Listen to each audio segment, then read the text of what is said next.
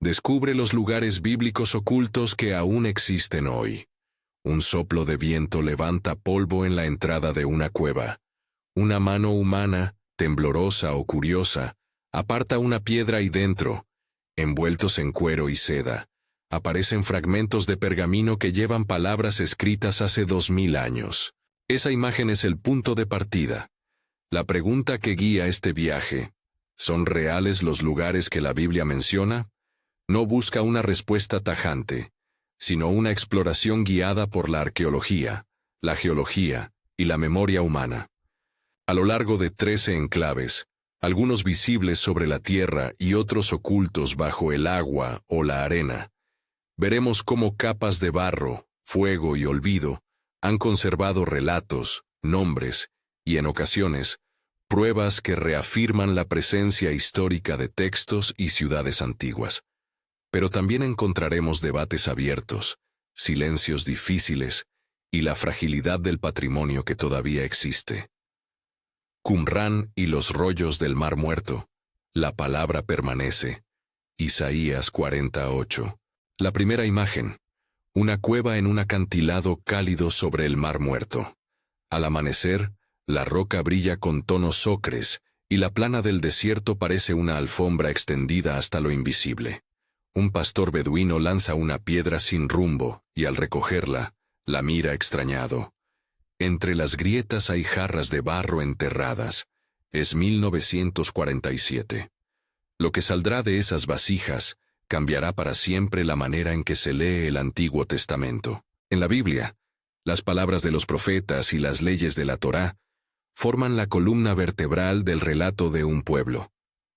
Los rollos del Mar Muerto, descubiertos entre 1947 y 1956 en cuevas alrededor de Qumrán, contienen manuscritos que datan, según análisis paleográficos y dataciones radiocarbónicas, desde el siglo XIII a.C. hasta el año 68 a.C. Entre ellos hay copias casi completas de libros bíblicos, salmos y textos comunitarios. El hallazgo es relevante porque muestra una continuidad textual sorprendente. Por ejemplo, el texto de Isaías preservado entre esos rollos coincide en un alto grado. Los estudios hablan de porcentajes cercanos al 95% en ciertos pasajes, con las versiones que llegaron hasta la Edad Media, lo que confirma que la transmisión del texto bíblico fue más estable de lo que muchos suponían. La excavación sistemática de Qumrán fue emprendida por Roland de Vaux y un equipo del École Biblique de Jerusalén a principios de los años 50. Los hallazgos fueron estudiados por generaciones de paleógrafos, lingüistas y químicos. Entre las piezas más llamativas está el llamado rollo de cobre, recuperado en 1952 en la llamada Cueva 3Q15. A diferencia del resto, hecho en pergamino o papiro, este documento está grabado en láminas de cobre. Un listado críptico que enumera 64 ubicaciones y cantidades de metales preciosos. Una suerte de inventario o mapa de tesoros escondidos. Su naturaleza ha sido objeto de fascinación y de varias interpretaciones. Algunos lo ven como un inventario del tesoro del templo, otros como una lista ritual o de saqueo. Hoy, el conjunto de los rollos se custodia en colecciones científicas y museísticas de la región. Muchos fragmentos se exhiben en el Museo del Libro, Shrine of the Book, del Museo de Israel en Jerusalén, mientras que otros permanecen en archivos especializados y han sido objeto de restauración y digitalización para su estudio. ¿Qué significa todo esto para la pregunta inicial? En términos históricos, los rollos del Mar Muerto confirman que los textos sagrados existían y circulaban con ecos muy próximos a las formas que conocemos. No prueban automáticamente los elementos sobrenaturales de los relatos bíblicos, pero entregan una ventana hacia el mundo religioso, social y textual de una comunidad que vivió paralela o en diálogo con los protagonistas bíblicos. Además, abren preguntas. ¿Quiénes custodiarían tal tesoro? ¿Qué relación tenían esos grupos con los textos que guardaron? La interpretación del rollo de cobre, en particular, es aún motivo de especulación entre arqueólogos y epigrafistas. Algunos sostienen que las coordenadas son reales y hacían referencia a escondites, mientras que otros advierten que la geografía puede ser simbólica o haber cambiado por completo en 2000 años. Si te interesa seguir con nosotros este viaje a través de 13 lugares que la Biblia menciona y que aún se pueden visitar o localizar, dale a me gusta y suscríbete. Seguiremos desentrañando hallazgos, debates y preguntas que siguen abiertas. Tal el Hammam, como en los días de Lot. Génesis 19. La segunda imagen es menos pastoral y más inquietante. Un paisaje de barro seco, salpicado de tejas quemadas y piedras vitrificadas, como si el suelo hubiera sido sometido durante un instante a un calor tan intenso que la arena se fundió y se volvió vidrio. Allí, en la planicie del Jordán oriental, Tal el Hammam, conocido en la bibliografía por su larga estratigrafía, se alza como un montículo de ruinas que durante décadas pasó desapercibido para el público general. La narración bíblica de Sodoma y Gomorra presenta una destrucción rápida y total.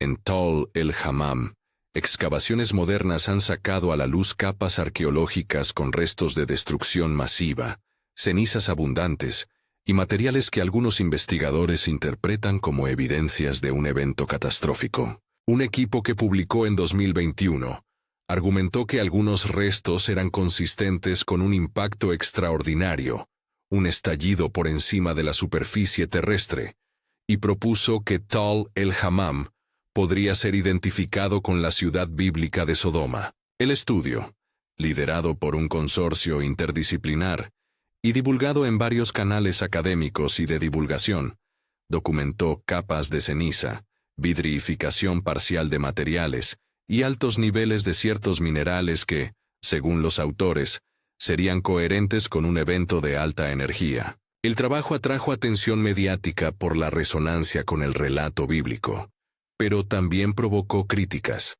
Varios arqueólogos y especialistas en impactos sostienen que las evidencias no son concluyentes, que la estratigrafía puede explicar destrucciones por guerras o incendios intensos, y que hay problemas metodológicos en la atribución directa a un estallido meteórico. La escena en el lugar impresiona. La superficie cruje bajo los pies. Las paredes antiguas muestran cortezas negras y existe una sensación tangible de catástrofe. Sin embargo, la cuestión científica requiere prudencia. La comunidad académica está dividida. Algunos expertos en geoquímica y arqueología ven en Tal el Hammam una pista importante que merece más investigación. Otros piden más muestras, replicación de resultados y cautela frente a analogías rápidas con textos religiosos. La lección aquí es doble. La ciencia puede aportar modelos explicativos que dialogan con los relatos antiguos, pero la inferencia final, identificar definitivamente un sitio bíblico con un estrato concreto, debe sostenerse con múltiples líneas de evidencia y consenso. Relevancia actual. Tal el Hammam se ha convertido en un foco de interés tanto para científicos como para turistas curiosos, y su estudio ilustra algo más amplio. La arqueología contemporánea está a menudo en la confluencia entre descubrimiento, interpretación pública y debate académico. La emoción que producen hallazgos que parecen coincidir con relatos antiguos debe moderarse por la exigencia de metodología y revisión por pares. El sitio también ejemplifica la urgencia de protección del yacimiento. La erosión, la presión agrícola y el saqueo son amenazas reales. Río Jordán. Yo os bautizo en agua. Mateo 3:11, Marcos 1:9. Imagina una franja verde que corta el órdago del desierto. El río, modesto en caudal en comparación con ríos de otras latitudes, sin embargo ha sido fuente de vida y símbolo de paso durante milenios. El Jordán no es un único lugar detenido en el tiempo. Su curso y márgenes se han movido, han sido drenados, redirigidos y venerados por peregrinos de todas las épocas. La tradición cristiana sitúa en las orillas del Jordán el bautismo de Jesús por Juan. La cartografía histórica y los mosaicos ofrecen pistas. El famoso mapa de Madaba, un mosaico bizantino del siglo VI descubierto en la ciudad de Madaba en 1896, representa el mapa anotado de Palestina y muestra lugares del río con la precisión iconográfica de la época. Sobre el terreno, los sitios tradicionalmente señalados como Betania más allá del Jordán, Al-Maktas, en Jordania, y Qasr al-Yahud, en la margen occidental, contienen estructuras bizantinas, iglesias y piscinas bautismales con escalinatas que permiten descender al agua. Las excavaciones en Al-Maktas, realizadas por equipos jordanos y extranjeras desde finales del siglo XX hasta su reconocimiento por la UNESCO en 2015, han documentado restos arqueológicos que datan de los siglos IV y VI d.C., y confirmando que desde la antigüedad tardía existió un culto cristiano arraigado en ese lugar. La evidencia arqueológica se compone de restos de iglesias, altares y piscinas rituales con escalinatas y una arquitectura diseñada para la inmersión. Es importante subrayar que esas estructuras reflejan memoria litúrgica y peregrinación. La afirmación de que allí tuvo lugar el bautismo histórico de Jesús depende en parte de la tradición y en parte de la interpretación de fuentes antiguas como los peregrinos del siglo IV. Sin embargo, la convergencia entre el mapa de Madaba, los textos patrísticos que describen el lugar y las ruinas bizantinas dan coherencia a la tradición que los peregrinos han seguido durante siglos. En términos de conservación y turismo, los sitios de bautismo son hoy destinos internacionales de peregrinación. En Jordania, Al-Maktas es objeto de programas de restauración, mientras que Qasr al-Yahud, entre asentamientos modernos y puntos de control, enfrenta desafíos de acceso y protección. El agua misma del Jordán es también una cuestión política y ambiental. Su caudal ha disminuido, y la gestión del recurso hídrico en la región moderna impacta directamente la experiencia física de los lugares bíblicos. Gilgal. Allí alzaron piedras como monumento. Josué 4:20-24. La escena en Gilgal es más humilde. Un círculo de piedras, una huella labrada en la tierra o en la roca, quizá un pequeño montículo con 2 o 3 piedras alineadas, como si formaran un pie gigantesco marcando territorio.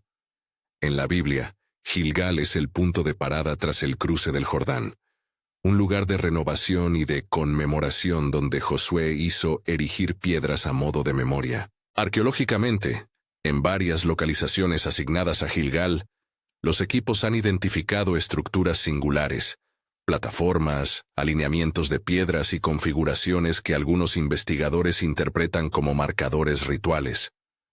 En el Valle del Jordán y en las inmediaciones de Jericó se han documentado sitios con rasgos que ciertos arqueólogos vinculan a prácticas de consagración del suelo o monumentos de posesión. La interpretación ritual se apoya en paralelos etnográficos y en la tipología arquitectónica propia de las comunidades rurales del Bronce tardío y del Hierro antiguo.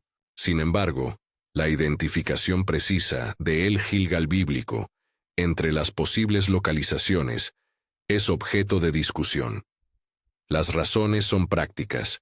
Los yacimientos han sido reocupados, la toponimia cambia, y las fuentes textuales ofrecen pistas que no siempre convergen. Excavaciones y prospecciones en la región han aportado datos sobre cerámica, estructuras y cronologías que sitúan actividad humana continua, pero la relación directa con el episodio josuánico depende de una reconstrucción que combina arqueología, texto y tradición oral. La relevancia contemporánea de Gilgal es clara. En un paisaje donde las huellas físicas pueden ser sutiles, el patrimonio intangible, la memoria ritual, la tradición del sitio, adquiere gran peso. La conservación de estos puntos pétreos y de los entornos rurales es frágil. La expansión agrícola, la erosión y la falta de inversión en investigación pueden borrar registros que aún son interpretables. Jericó. Las murallas cayeron al sonido de las trompetas. Josué 6. La imagen más dramática es la de una ciudad rodeada por muros colosales, cuyo colapso dejó a la vista calles cubiertas por sombras y una capa negra de incendios. Jericó es quizás uno de los casos arqueológicos más discutidos en relación directa con un episodio bíblico concreto: la caída de sus murallas ante el avance israelita. Las excavaciones en Jericó comenzaron en el siglo XIX y adquirieron perfil moderno con los trabajos de John Garstan en 1930-1936. Garstan interpretó las capas de destrucción que encontró como congruentes con la cronología tradicional de la conquista de Canaán por los israelitas en torno al siglo XIV-XIII a.C. Más tarde, en la década de 1950, Kathleen Kenyon, dirigiendo la British School of Archaeology en Jerusalem, repitió excavaciones, aplicando técnicas estratigráficas más detalladas y fechas relativas que llevaron a una cronología distinta. Kenyon concluyó que la destrucción más significativa de las murallas correspondía a un periodo anterior, final de la Edad del Bronce temprana o media, y que en la época tradicional asignada a Josué Jericó podría no haber estado fortificada de la manera que imaginamos. ¿Qué se encontró? En Jericó hay estratos con muros colapsados, niveles con carbones y madera quemada, y restos de habitaciones sepultadas por derrumbes. Los muros que se ven hoy, las restauraciones modernas y los cortes estratigráficos cuentan una historia compleja de edificación, destrucción y reocupación. Algunos hallazgos arqueológicos muestran muros caídos hacia afuera, interpretación que algunos investigadores han vinculado a colapsos por incendio o derrumbe, pero la interpretación cronológica y causal no es unívoca. La discusión entre Garstan y Kenyon ilustra bien la dinámica de la arqueología. Métodos distintos, diferentes interpretaciones de las capas y resultados que pueden parecer contradictorios. Desde finales del siglo XX, algunos arqueólogos han buscado puntos intermedios. Proponen que Jericó sufrió episodios de destrucción en diversas fases y que ciertos rasgos podrían corresponder a una ciudad ocupada en la época de las narraciones bíblicas, aunque con características distintas a las que la tradición popular imagina. Relevancia actual. Jericó es hoy un sitio arqueológico accesible, con restos que cualquier visitante puede tocar. Pero también es un ejemplo de cómo la arqueología no siempre ofrece respuestas sencillas. Lo que sí parece claro es que el sitio fue importante en la antigüedad. Estratigrafía, restos materiales y su posición geográfica así lo confirman, y que las capas de destrucción y reconstrucción hablan de poblaciones que vivieron episodios críticos. La interpretación de esos episodios respecto a una lectura literal y unívoca del texto bíblico sigue abierta y discutida en la comunidad científica. Al cerrar la mirada sobre Jericó, la sensación es de puertas entreabiertas. La arqueología ofrece huellas, a veces contundentes, otras ambiguas. Los textos antiguos nos dan relatos. La tarea es articular ambas fuentes con honestidad intelectual. En el camino que sigue, hay ciudades cuya huella es igualmente patente, pero con problemas distintos.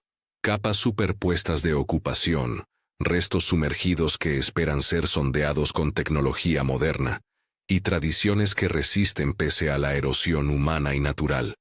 Mientras se levanta el polvo sobre los escombros de Jericó, el mapa del viaje indica desplazarse hacia capas urbanas más complejas y a costas donde columnas sobreviven bajo el agua. Allí, entre el rumor de las olas y los túneles subterráneos, se hallan pruebas de gobernadores romanos y de comunidades que cambiaron el rostro del Mediterráneo oriental. El viaje no termina en muros caídos. Apenas empieza a desplegar la red de lugares que todavía existen, cada uno con su grado de certeza, debate y asombro. Jerusalén, en cada piedra, una historia. Salmo 122:6. Al acercarse por las calles que trepan hacia la ciudad vieja, el aire parece comprimirse. Olor a pan recién hecho, humo de especias, la mezcla de voces que recorre los bazares. Desde lejos, la mole del monte del templo domina la silueta. Más abajo, El muro occidental se recorta en bloques tan gastados que parecen pulidos por la misma devoción humana. Jerusalén no es una sola ciudad, es una palimpsesto, una ciudad archivo donde cada capa arqueológica es una página superpuesta sobre otra. La Biblia relata episodios que sitúan en Jerusalén la trama principal de la monarquía, el culto y la pasión del mundo bíblico. David conquistó la ciudad, Salomón erigió un templo, y siglos después, las luchas con imperios sellaron su destino. Arqueológicamente, Jerusalén despliega una complejidad que combina hallazgos de distintas épocas. Excavaciones pioneras del siglo XIX, como las prospecciones de Charles Warren en la década de 1860, abrieron túneles y cámaras que permitieron las primeras miradas a estructuras subterráneas. En el siglo XX, campañas dirigidas por arqueólogos como Benjamin Massar y, más tarde, por la Israel Antiquities Authority, trajeron a la luz pavimentos, monedas, cisternas y restos que confirman ocupaciones continuas desde la Edad de Bronce hasta la época romana y bizantina. Entre los hallazgos que atraen la atención de visitantes y estudiosos están las llamadas estructuras de retención, que conforman la base del monte del templo y el muro occidental, un muro de contención que, por su naturaleza, ha sobrevivido como un testigo material. Los túneles arqueológicos que se extienden a lo largo del muro occidental fueron explorados sistemáticamente desde finales del siglo XX, revelando porciones de mampostería de distintas épocas y vestigios de vida cotidiana en los barrios que antiguamente rodeaban el lugar. Cerca de allí, en la cuenca de Siloé, el descubrimiento en 2004 por equipos de la Israel Antiquities Authority sacó a la luz la piscina de Siloé y su pavimento romano cristiano. Hallazgos como monedas y capas sedimentarias permitieron fechar momentos de uso litúrgico y público, y reforzaron la memoria vinculada al Evangelio de Juan, donde se narra la curación del ciego junto a la piscina. También hay restos que recuerdan la presencia romana, niveles de destrucción del siglo I d.C., estratos con escombros y monedas que confirman episodios de revuelta y castigo. La arqueología ha documentado pavimentos, viviendas y estructuras que permiten reconstruir la Jerusalén de Jesús desde una perspectiva material, sin necesidad de invocar más que los testimonios de las piedras. Al mismo tiempo, hay silencios. El Templo de Salomón como edificio arquitectónico majestuoso no se ha reconstruido en su forma original. El Arca de la Alianza no ha sido encontrada en ninguna excavación arqueológica aceptada por la comunidad científica. Es importante subrayarlo con claridad. La ausencia de un objeto concreto no desautoriza la historicidad general de la ciudad, pero marca límites metodológicos a lo que la arqueología puede afirmar. El debate académico es persistente en muchos puntos.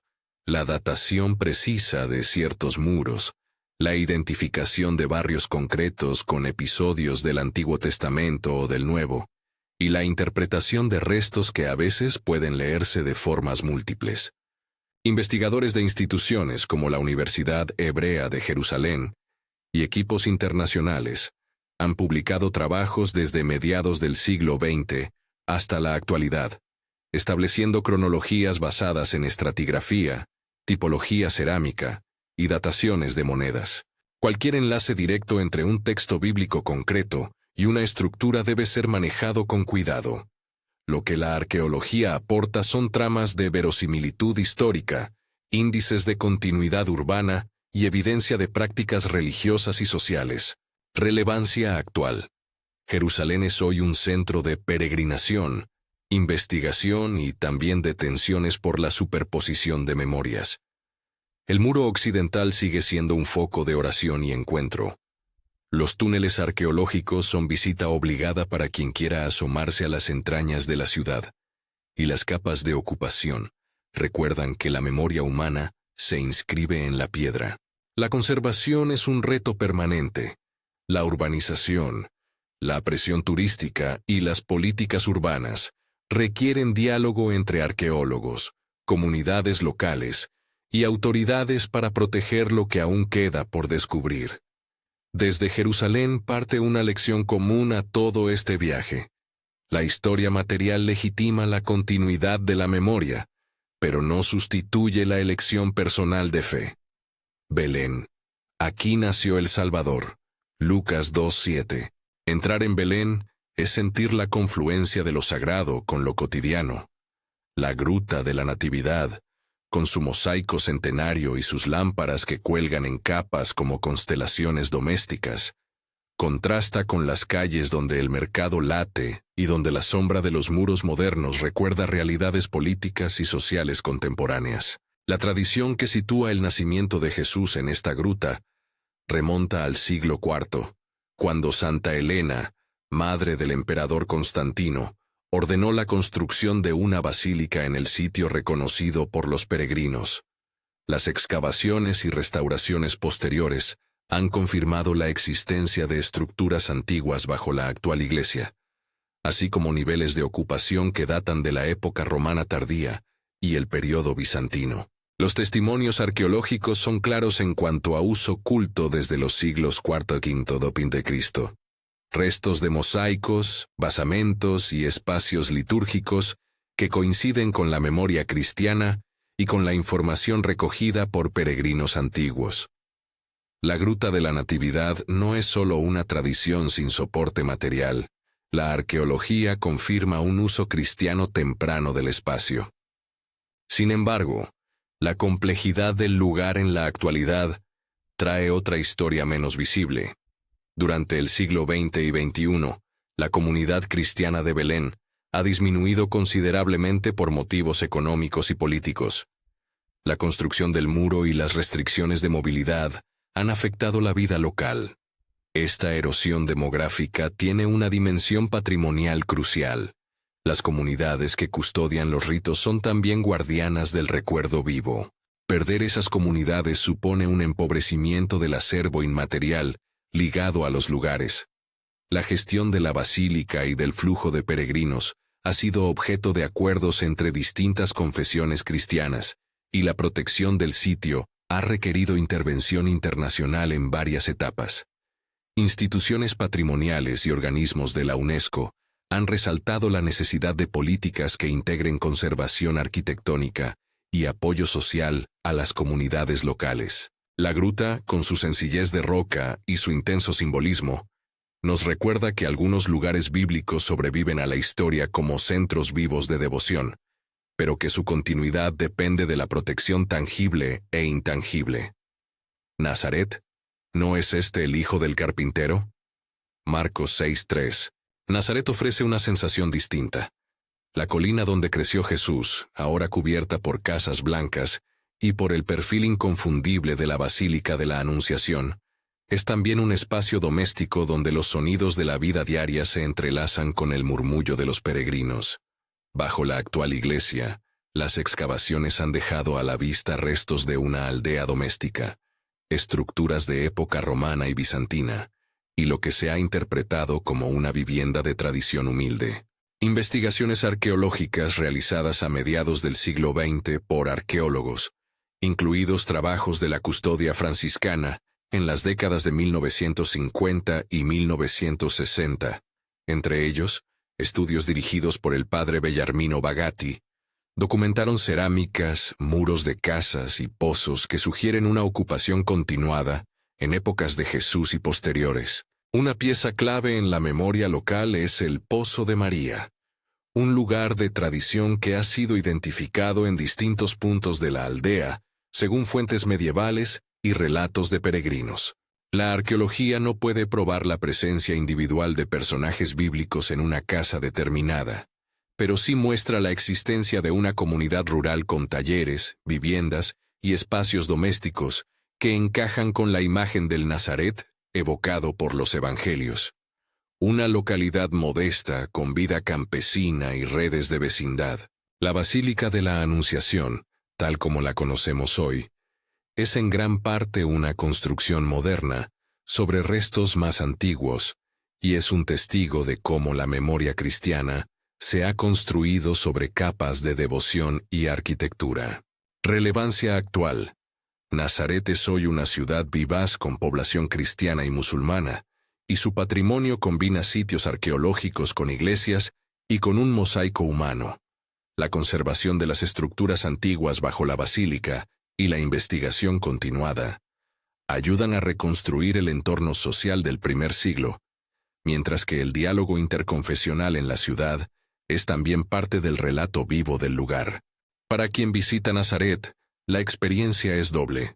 Contemplar el suelo silente donde pudo latir una infancia humana y al mismo tiempo reconocer la continuidad de una tradición que ha encontrado en la arqueología confirmaciones de su antigüedad.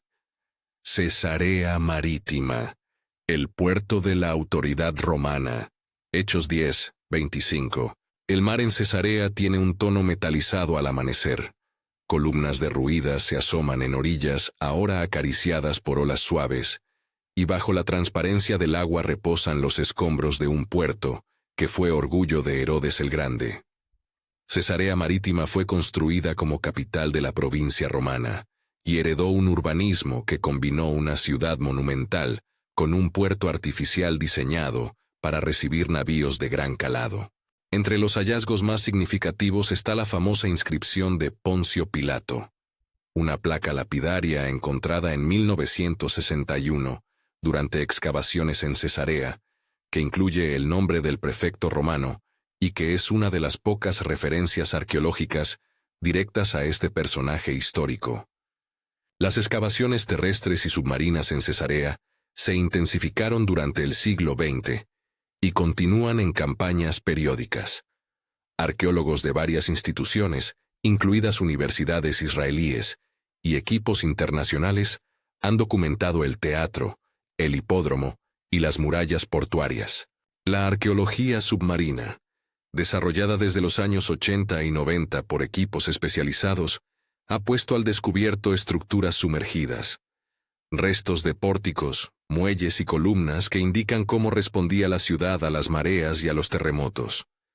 El puerto de Cesarea fue escenario de la administración romana en Judea, y en el Nuevo Testamento aparece asociado a figuras como Cornelio y Pablo, lo que convierte al lugar en un punto clave para comprender la expansión del cristianismo en contextos provinciales. La Pilate Stone, expuesta hoy en instituciones museísticas, no solo confirma la existencia histórica de Poncio Pilato, sino que nos recuerda la convergencia entre textos y moneda arqueológica. Los restos sumergidos, por su parte, ofrecen información sobre técnicas constructivas y sobre la interacción entre la ciudad y el mar. La conservación de estos restos acuáticos plantea retos técnicos. La preservación in situ, el registro mediante fotogrametría y la protección frente a la erosión marina. Cesarea demuestra cómo la arqueología terrestre y la submarina se complementan para reconstruir paisajes urbanos completos. Capernaum, la ciudad donde Jesús enseñó. Mateo 4:13, Marcos 2:1-12. Capernaum aparece entre las chabolas y el lago con la frialdad azul del agua de fondo. Un conjunto de restos de basalto oscuro, muros recortados y la silueta de una sinagoga que ha sido llamada la sinagoga de la época de Jesús. La sinagoga que hoy podemos ver, de elegante mampostería blanca, es en realidad una construcción del siglo IV sin-topins de Cristo, edificada sobre una estructura anterior de basaltos, que podría fecharse en época del siglo I. Excavaciones dirigidas por equipos franciscanos y otras instituciones en la primera mitad del siglo XX, y posteriormente, han documentado una superposición de sinagogas y la presencia de lo que se interpreta como la Casa de Pedro, un conjunto de habitaciones que fue transformado en lugar de veneración cristiana ya en los primeros siglos. Los materiales recuperados, cerámica, restos arquitectónicos y signos de importantes remodelaciones, muestran que Capernaum fue un centro de comunidad pesquera y de actividad religiosa desde la antigüedad. Los arqueólogos han enfatizado que identificar la casa de Pedro con absoluta certeza es difícil. Lo que sí puede decirse es que una vivienda fue adaptada y tratada como lugar de culto primitivo, evidencia de la memoria cristiana que transformó un espacio doméstico en santuario. Esto ilustra una recurrente dinámica arqueológica. Espacios cotidianos que, por el recuerdo y la práctica, adquieren estatus litúrgico y son preservados por la comunidad. Relevancia actual. Capernaum es un destino esencial para peregrinos que quieren conectar la geografía evangelística con restos palpables. Su sinagoga, las casas y el entorno lacustre permiten imaginar la vida de comunidades que escucharon enseñanzas y presenciaron milagros según los evangelios. Las intervenciones arqueológicas han sido en gran parte cuidadosas, preservando estructuras y comunicando hallazgos al público. La custodia del sitio corre a cargo de instituciones que combinan investigación y pastoral turística. Monte Sinaí.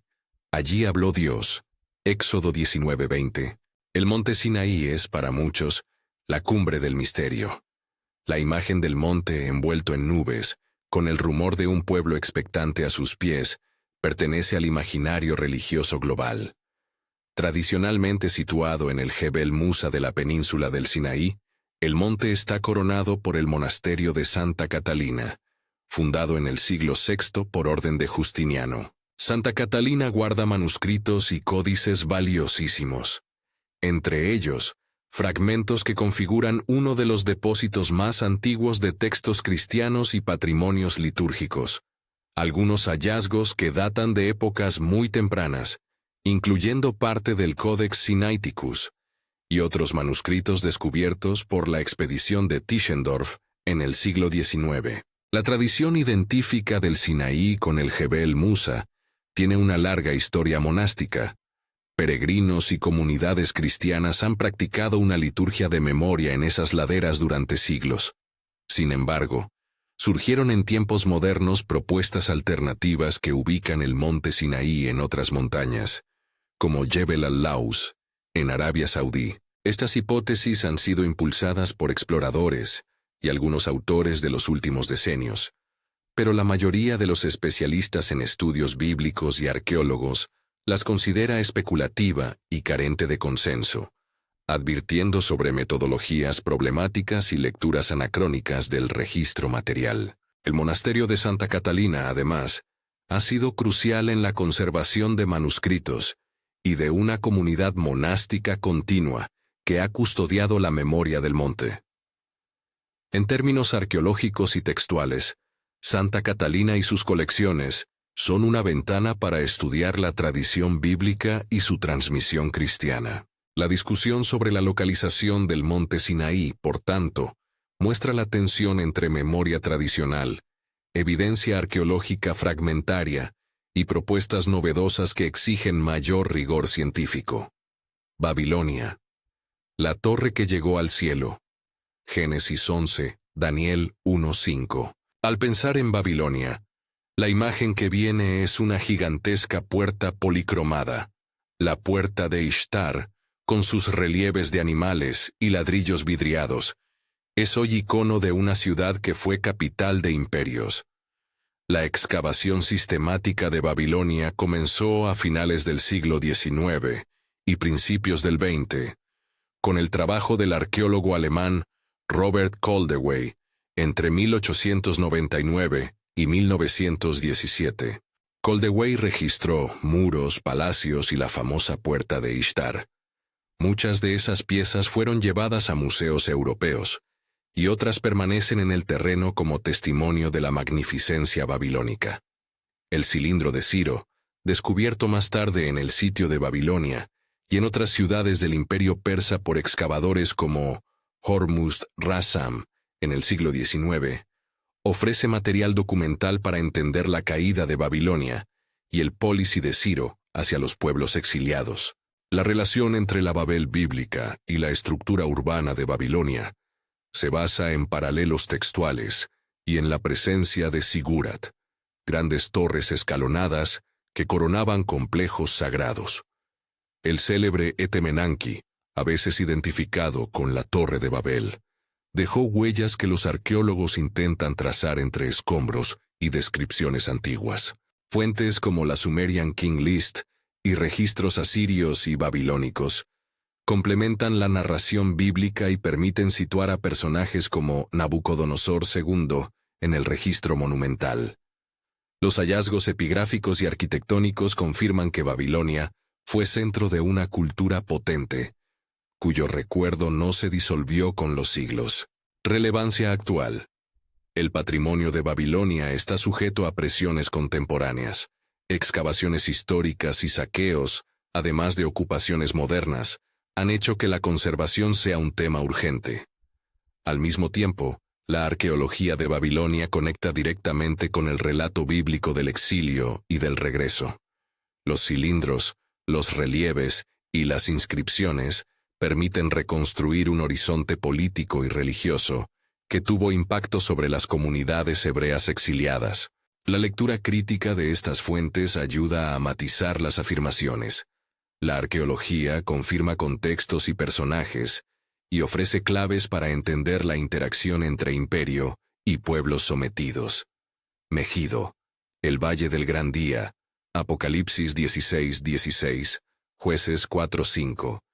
Megido despliega en su arboleda una geometría de muros, puertas y puertas encadenadas. Su estratigrafía es densa, con capas que documentan ciudades levantadas una sobre otra. Megido fue un enclave estratégico que dominó rutas comerciales y militares en el norte de la llanura costera. Por ello sus restos muestran puertas monumentales, instalaciones industriales y un sistema de agua subterráneo que fascinó a los excavadores desde finales del siglo XIX hasta las campañas del siglo XX por universidades e institutos arqueológicos. Excavaciones importantes fueron realizadas por John Garston en la década de 1920 y por equipos israelíes y extranjeros en campañas sistemáticas posteriores. La arqueología de Megido ha revelado puertas atribuidas a la época de los Reyes del Hierro y estructuras que algunos han relacionado con los relatos bíblicos sobre ciudades fortificadas. Uno de los elementos más impresionantes es el sistema hidráulico y el complejo de silos y establos que muestran una organización política y militar avanzada, indispensable para sostener ejércitos y poblaciones. La asociación con el término Armagedón viene del hebreo Har Megiddo, la montaña o colina de Megido, que en la literatura apocalíptica es simbólica de la batalla final. Arqueología e imaginación se entrelazan aquí. Megido fue sin duda lugar de conflictos, y su paisaje estratificado atestigua centurias de guerra y reconstrucción. Relevancia actual. Megido es un sitio gestionado como parque arqueológico, con exhibición pública de puertas, corredores y fases de ocupación. Su preservación permite entender el desarrollo de la arquitectura militar antigua y la economía de alianzas regionales. Megido también es un recordatorio de que lugares concretos se cargan de significados simbólicos que trascienden su función material. Su nombre ha pasado a una literatura escatológica que, aunque lo transforma, no borra la huella de la historia humana allí registrada. Síntesis y clímax. ¿Qué nos dice todo esto sobre la realidad de los lugares bíblicos? A lo largo de este viaje, hemos tocado piedra, leímos inscripciones y miramos piscinas y túneles que llevan la impronta de generaciones. La conclusión que emerge con fuerza es doble y complementaria. Por un lado, la arqueología y la ciencia han recuperado con métodos rigurosos rastros que confirman la existencia histórica de muchos escenarios bíblicos, manuscritos que testimonian la estabilidad textual, los rollos del Mar Muerto, ciudades que muestran capas de destrucción compatibles con episodios de violencia antigua, Jericó, Tal el Hammam, en debate, puertos que hablan de administración romana, Cesarea, y lugares de devoción que se mantuvieron vivos desde la antigüedad tardía, Almactas, Belén, Capernaum. Estas pruebas no prueban milagros, sí legitiman la dimensión histórica y geográfica de los relatos bíblicos, otorgando a las narraciones un contexto verificable y tangible. Por otro lado, debemos aceptar los límites del método. No todo puede ser fechado con exactitud. Muchas interpretaciones son objeto de polémica, y hay hallazgos cuya asimilación a relatos bíblicos requiere múltiples líneas de evidencia y consenso académico. Tol el-Hammam es un ejemplo paradigmático. Un estudio de 2021 puso sobre la mesa datos geoquímicos y de vidrificación que algunos interpretaron como signo de un evento catastrófico, semejante a lo que la tradición llama Sodoma. Otros especialistas advirtieron que la evidencia no alcanza para una identificación definitiva. La comunidad científica opera por discusión, réplica y revisión por pares. Por eso la arqueología nos ofrece indicios fuertes, no certezas dogmáticas. Además de la validez histórica, emerge otra responsabilidad: la urgencia de conservar. Sitios como Belén muestran cómo la pérdida de comunidades vivas empobrece el relato. Otros, como muchas ruinas costeras o sumergidas, enfrentan la erosión, la pesca destructiva o la presión urbanística. La arqueología no es un ejercicio curioso, sino una tarea de rescate de memoria. Cada objeto, cada muro, cada manuscrito son fragmentos de la trama humana que merecen protección. Instituciones académicas, organismos internacionales y comunidades locales deben coordinar esfuerzos para que estos lugares sigan siendo accesibles a la investigación y a la devoción. Cierre emocional. Una invitación a la curiosidad y la conservación. Al terminar este recorrido, volvemos a la pregunta del inicio. ¿Son reales los lugares que la Biblia menciona? La respuesta, matizada, es afirmativa en cuanto a la existencia de ciudades, contextos y prácticas descritas en los textos. La arqueología confirma una gran parte del paisaje histórico que sirve de escenario a las narraciones. Lo que queda para cada persona es un paso más: decidir cómo interpretar esos hallazgos en su fe personal, en su comprensión histórica y en su relación con la memoria colectiva. Queda además una tarea práctica: proteger lo que todavía existe. La fragilidad del patrimonio, desde la tendencia a la emigración de comunidades en Belén hasta los estragos naturales sobre yacimientos costeros, exige que quienes amamos la historia y la fe nos comprometamos con la conservación, visitar con respeto, apoyar proyectos de preservación y compartir conocimiento. Son formas concretas de mantener viva la memoria. Si quieres profundizar aún más, hay otra entrega esperando.